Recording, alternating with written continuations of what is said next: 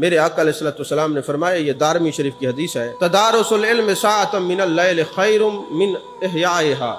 میرے آقا کریم صلی اللہ علیہ وسلم نے ارشاد فرمایا، رات میں 1 گھنٹہ بیٹھ کر دین کا علم پڑھنا اور پڑھانا ساری رات کے کھڑے ہو کر عبادت کرنے سے افضل ہے۔ یہی وجہ تھی کہ حضرت سیدنا ابو ہریرہ رضی اللہ تعالیٰ عنہ کو میرے آقا علیہ الصلوۃ والسلام نے یہ رخصت دے رکھی تھی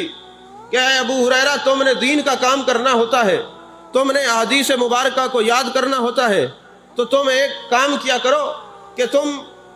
رات کو جو تہجد کی نماز پڑھی جاتی ہے تجھے نہ پڑھنے کی میں رخصت دیتا ہوں،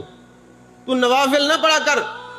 ہاں جو عشاء کے بعد جو 2 رکعت آخر میں 2 نفل ہوتے ہیں وہ تیرے لیے تہجد کا درجہ بد دے دیتے ہیں۔ تم نے کیا کرنا ہے، حدیثیں یاد کرنی ہوتی ہیں، تو تم ساری رات علم کا کام کیا کرو، حدیثیں یاد کیا کرو، کیونکہ حدیث اور دین کا علم حاصل کرنا ساری رات کی عبادت سے افضل ہے۔ تیرے لیے تہجد کی رخصت ہے، تجھے معاف کی جاتی ہے، تو نے تہجد نہیں پڑھنی، تو نے ساری رات میری حدیث کو یاد کرنا ہے۔